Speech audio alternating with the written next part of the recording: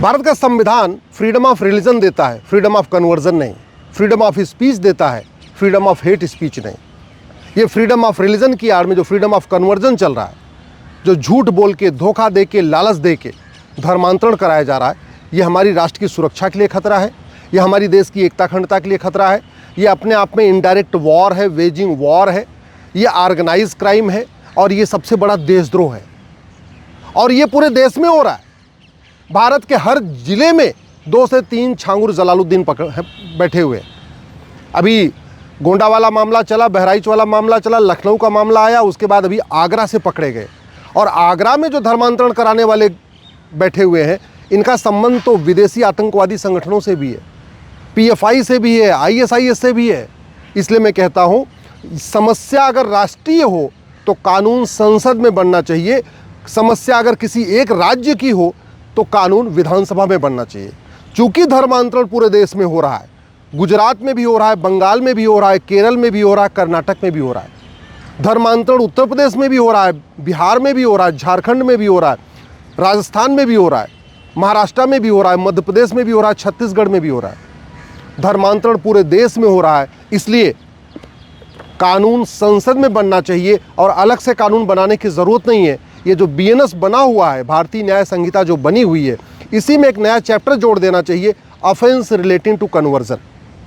और offence relating to conversion बना के उसी में कठोर दंड का प्रावधान करना चाहिए। अभी धर्मांतरण राष्ट्र की सुरक्षा के लिए खतरा है और राष्ट्र की सुरक्षा के लिए जो खतरा है उससे निपटने के लिए हमारे पास एक कानून भी है, NSA, नेशनल सिक्योरिटी एक्ट। लेकिन उत्तर प्रदेश के अलावा और बाकी राज्यों में NSA का उपयोग धर्मांतरण कराने वाले जिहादियों, मिशनरियों और उनके मददगारों पे नहीं हो रहा है। धर्मांतरण हमारी देश की एकता अखंडता के लिए खतरा है और जो देश की एकता अखंडता के लिए खतरा है उससे निपटने के लिए हमारे पास एक कानून है, UAPA।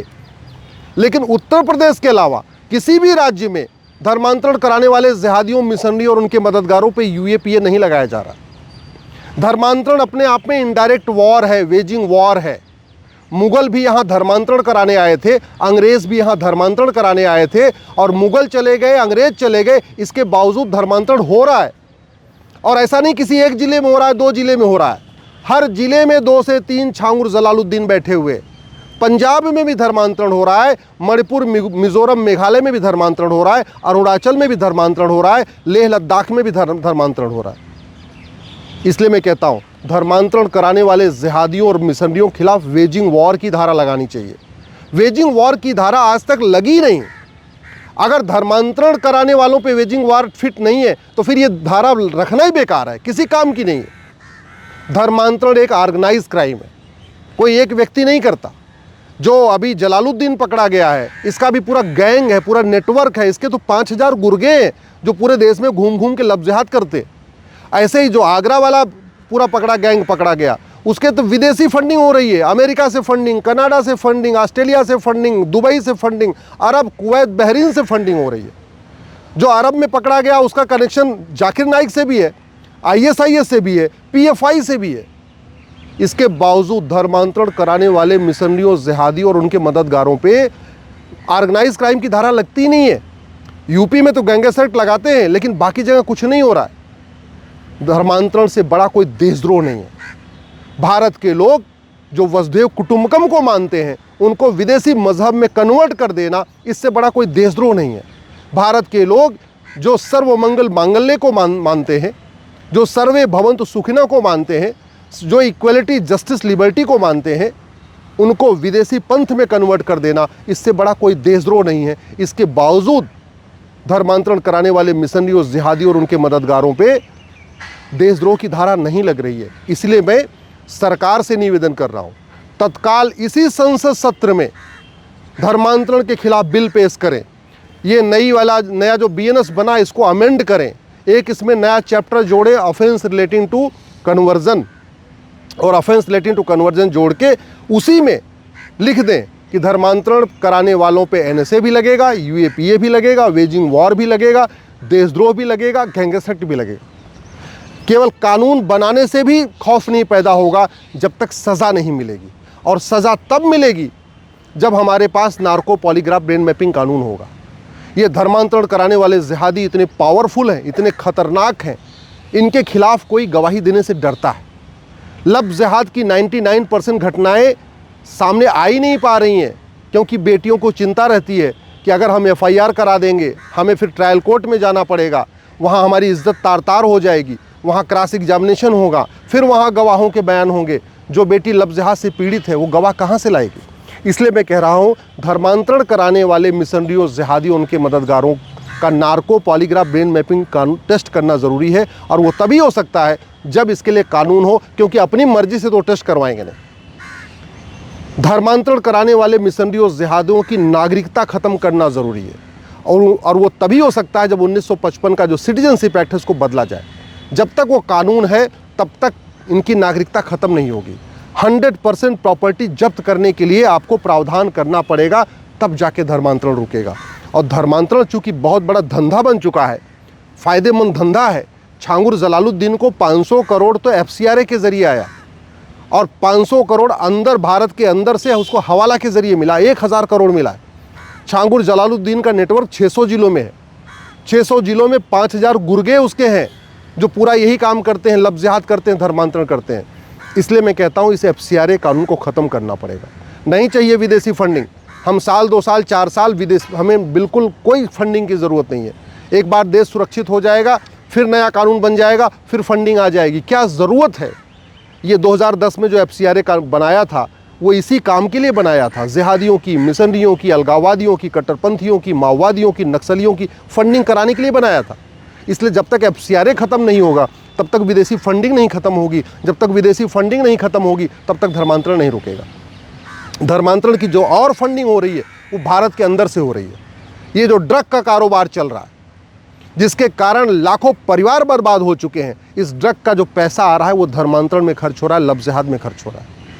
ये जो यहाँ पे घुसपैठियों को बसाया जा रहा है, उनकी फंडिंग भी इसी से हो रही है, ड्रग कारोबार से। इसलिए मैं कहता हूँ धर्मांतरण रोकना है तो ड्रग स्मगलिंग रोकना होगा।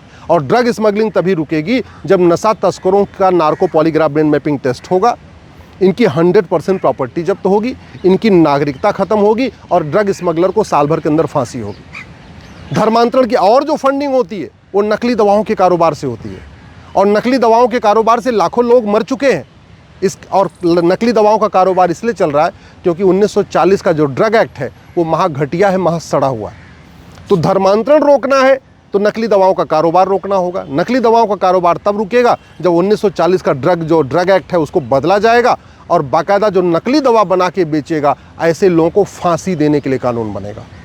धर्मांतरण की जो बाकी और फंडिंग हो रही है वो भारत के अंदर चंदा इकट्ठा करके हो रही है, उस चंदे पे भी कंट्रोल करना पड़ेगा।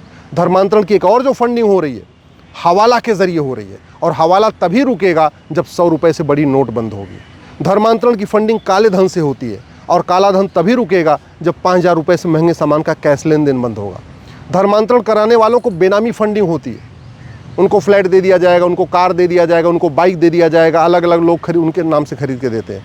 और वो तभी रुकेगा जब 50,000 रुपये से महंगी संपत्ति या वस्तु को आधार से लिंक कर दिया जाएगा। यानी जैसे वो बाइक खरीदेगा सीधे आधार में उसके ऐड हो जाएगा कि हाँ भाई इसने 4 लाख की बाइक खरीद लिया। जैसे वो फ़ोन खरीदेगा महंगा, वैसे ही सीधे उसके आधार में आ जाना चाहिए। सरकार को बैठे बैठे दिल्ली में पता चलना चाहिए कि कौन व्यक्ति साल में कितना रुपए खर्च कर रहा है, और उससे सरकार को पता चल जाएगा कि इसकी आय इतनी है भी कि नहीं है, या खर्च ज़्यादा कर रहा है। अगर आय से खर्चा ज़्यादा है तो सरकार को आराम से बैठे बैठे सॉफ्टवेयर बता देगा कि फ़लाने जगह पे व्यक्ति कमाता तो कुछ नहीं है लेकिन साल में 10 लाख खर्च कर रहा है, 15 लाख खर्च कर रहा है, उसे पकड़ने में आसानी हो जाएगी। तो हवाला जब तक नहीं बंद होगा, काला धन नहीं बंद होगा, बेनामी लेन देन नहीं बंद होगा, तब तक ये धर्मांतरण नहीं रुकेगा। और धर्मांतरण की जो सबसे बड़ी रूट काज है वो है करप्शन। छांगुर जलालुद्दीन के मदद करने वाले कौन कौन थे? थानेदार भी मदद कर रहा था छांगुर जलालुद्दीन की, वहाँ का तहसीलदार भी मदद कर रहा था, वहाँ का कलेक्टर भी मदद कर रहा था, वहाँ का कप्तान भी मदद कर रहा था, वहाँ के विधायक भी मदद कर रहे थे, वहाँ के सांसद भी मदद कर रहे थे, वहाँ के पार्षद प्रधान भी छांगुर जलालुद्दीन की मदद कर रहे थे। सब लोग क्यों कर रहे थे? क्योंकि सबको वो कुछ न कुछ पैसा दे रहा था। तो जब, और ख़ास बात ये, एक सरकारी कर्मचारी भी उसकी मदद कर रहा था, फ्री में मदद नहीं कर रहा होगा, उसको भी आया होगा, और उसकी प्रॉपर्टी उसके नाम पे मिली है। अभी पुलिस ने पूछताछ में पता चला महाराष्ट्र में उसके वाइफ के नाम पे प्रॉपर्टी खरीदी गई है। तो इसलिए कहता हूँ भ्रष्टाचार को जघन्य अपराध घोषित करना पड़ेगा। जब तक भ्रष्टाचार खत्म नहीं होगा तब तक धर्मांतरण नहीं रुकेगा। और ये जो वक्फ की प्रॉपर्टी 40 लाख एकड़ ज़मीन पे कब्जा करके बैठे हुए हैं, उसकी ऑडिट नहीं होगी, उन प्रॉपर्टीज़ को वापस नहीं लिया जाएगा, तो ये 40 लाख एकड़ ज़मीन से जो आय हो रही है ना, उससे भी धर्मांतरण चलता रहेगा। तो धर्मांतरण रोकना है तो विदेशी फंडिंग भी रोकनी पड़ेगी, कालाधन हवाला भ्रष्टाचार भी खत्म करना पड़ेगा, वक्फी ज़मीनों के ऑडिट करके उसको सरकार को वापस ले लेना पड़ेगा। और सबसे बड़ी बात, नार्को पॉलीग्राफ ब्रेन मैपिंग कानून बना के इनको साल भर के अंदर फांसी देना होगा, तब जाके धर्मांतरण रुकेगा, तब भारत बचेगा। और अगर धर्मांतरण नहीं रुका तो भारत बर्बाद हो जाएगा। प्रतिदिन 1500 हिंदू परिवारों का धर्मांतरण हो रहा है, प्रतिदिन 1000 बेटियां लफ्ज़-ए-हाथ का शिकार हो रही हैं, साल में 5 लाख बहन बेटियां गायब हो रही हैं। अगर इसको नहीं रोका गया तत्काल और पार्लियामेंट में इस पे कानून नहीं बना तो धर्मांतरण नहीं रुकेगा। इसलिए मैं कहता हूं सब लोग आवाज़ उठाएं और पार्लियामेंट में इसके खिलाफ इसी सत्र में कानून बनाएं।